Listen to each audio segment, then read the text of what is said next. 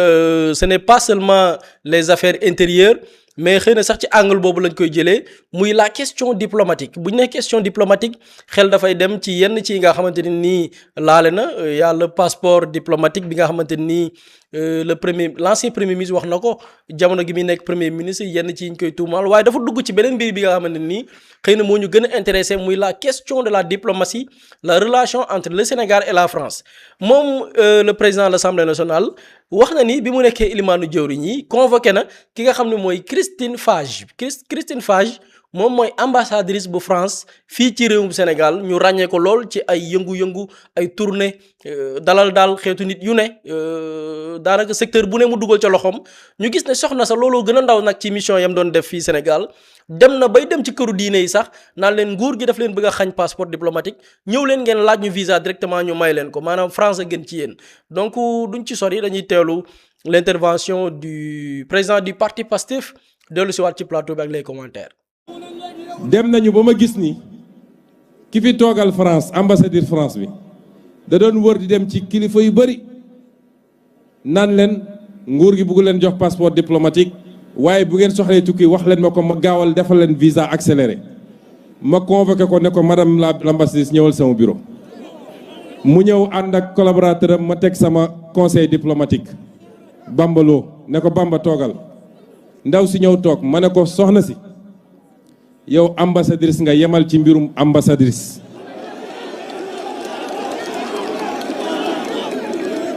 bëggatuma ngay dugg ci réew mi di dugg sur les affaires intérieures du pays di dem di def ay rambaaj di ñu essayer boole ak sénégalais yi kon da ngay yem ci est-ce que xalaat nga ambassadeur Sénégal bi nekk France am sañ-sañu di dem seeti ay français naan leen France bugg leen jox passeport ñëw leen ma defal leen visa lii lépp jaar na fi kon ma leeral ko. ñoo ko teeloondoo Ousmane Sonko le président du parti Pastef bi dikk ci ingérence bi ñenn ñi doon ruumandaat par rapport ak l'ancien colon seen taxawaay ci biir réew mi ñu gis ni Pape Samba dafa mel ni le président du parti Pastef dafa sàqami suñu lanc Ousmane Sonko est-ce que nekkul moom mooy les plus grands téléspectateurs de cette émission parce que soxna si muy tudd muy Christine Fage pour rappeler Sénégalais yi ko réere mbir mooy soxna si ngeen di gis muy wër ci écurie de lutte yi moom ngeen di gis muy recevoir les snappeurs les tiktokers moom ngeen di gis muy dalal les influenceurs moom ngeen di gis soxna si muy wër fu ne bi mu tàmbalee tournée mi ñun yaakaar naa fii lañ fi jibal ne la France dafa nekk ci benn soft power France indeetul ay sox di ko dóori askan di leen dóori ndell France jëlatul ay nit yu ñuul comme ñun ñu intégrer l'armée française ñuy xeex ak seeni moroomu yeneen nit yu ñuul France dañoo dem ba gis ni la jeunesse africaine bàyyi nañu leen dem nañ ba gis ni am na benn éveil de masse bu am au sein des sociétés africaines France créé li ñu naan soft power dominer les populations africaines jaarale ko ci le sport jaarale ko sur l'industrie cinématographique jaarale ko ci bépp secteur influent boo xamante ni ndaw ñi ñu ngi ciy connecté wu ñu gis ni France boobu noonu kon dem na ba naru dugg ci li nga xamante ni mooy mbiru pas-pas la relation entre ñi nga xam ni ñooy les chefs religieux ak les autorités étatiques ñi ne France nekkate ma ngi ciy dugg te lii Pape Samba bu ñu remonté ci histoire France dafa yàgg téye ci levier yooyu noonu ay jamono ci ginnaaw lan moo nekkoon problème bi avec la France dañoo jël visa bi jafeel ko kilifa diine yi bu ñu bëggee dem faju ji ñoom demuñu fa pour dëkk dañuy dem faju ji wala seeti seeni taalibe am na benn événement bi xam ñu ñibbisi ñu lànk bañal leen ko ay étudiants am de bonnes notes classe seconde ba terminale laaj visa pour préinscription France lànk jafeel visa ba passeport diplomatique nekk benn issue ñu dem ca kilifa diine ya naan leen nguur ga daf leen bañal passeport diplomatique waaye ñun mën na leen ko may France di activer beneen levier muy li naan l'ère de la colonisation bu bees bi nootaat dëkku africain yi jaarale ko ci ay levier wax naa jeunesse bi wax naa sport bi wax naa cinéma bi tey pas-pas la ñu bëgg a jël ne kilifa diine yi nguur yi fi nekk de arrangé wu leen dañ leen di xeex te bu ngeen fàttali ko même complot boobu noonu la France defoon ak Mamadou Dia dañ ko jaxase ak ay kër France moo doon wër ak ay représentants yi nekk ci réew mi dem naa leen diw moo bëgg a nangu seeni tool parce que France naka la ñu organiser woon l'agriculture dañu ñëw Afrique ne Sénégal jël leen yéen gerte kese ngeen di bay dem Côte d'Ivoire yéen cacao bi kese ngeen di bay jël yeneen dëkk ne yéen lii ngeen di bay dëkk bu nekk France organiser ko selon moom ses besoins ak dëkk bu nekk lan mooy priorité ci wàllum mbay Mamadou Dia bi mu ñëwee moom dafa ne pourquoi France ñun du ñu imposer ne ok yéen Sénégal gerte gi yéen Côte d'Ivoire cacao bi ñun dañuy diversifier li nga xamante ni nii mooy suñuy agriculture nañ koy yeesalee dañuy am une vision sénégalaise motion de censure bi nga xamante ni nii tey Mamadou Dia la mu subiroon ci li nga xamante ni mooy ay complot de la part de Senghor foofu la jógee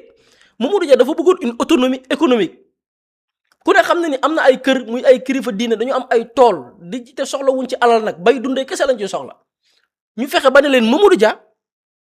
dafa bëgg a nangu seen tool yi Mamadou Dia intérêt yi ngeen am daf ko bëgg a faagaagal nii lañ jaxaseeg Mamadou Dia nga gis ne France 1960 ba tey France mi ngi waat ci li nga xamante ni mooy tappale ak manipulation yooyu doon c'est-à-dire lii bu ko Ousmane Sonko waxul woon xëy na bu amul woon cette communication entre lui et les chefs religieux France dina nekk benn seytaane rajim comme ni mu ko waxee sànq ab rambaaj boo xamante ni nii day dugg ci suñuy askan di ñu jaxase di féewale biñ ko fi wax yaakaar naa ñu bari dañ ne on est des complotistes théorie du complot la ñuy def voilà les résultats voilà les leviers yi France di jaar tey pour créer divergence ci suñuy askan te bàyyiwuñ tey jeunesse bi mooy seen cible et ça passe par le sport ça passe par le cinéma ça passe par la musique ça passe par l'influence à travers les réseaux sociaux Pape Samba ban jàngat ngay def par rapport ak cette sortie du président de l'Assemblée nationale wala du président du parti Pastef. man fi nga waxee ci ñun sax la xam nga ñun dañoo sikk moo tax gars yi ku ci nekk naan noo ñii dañuy complot nangam sangam gis nga quand on parle tout le temps de soft power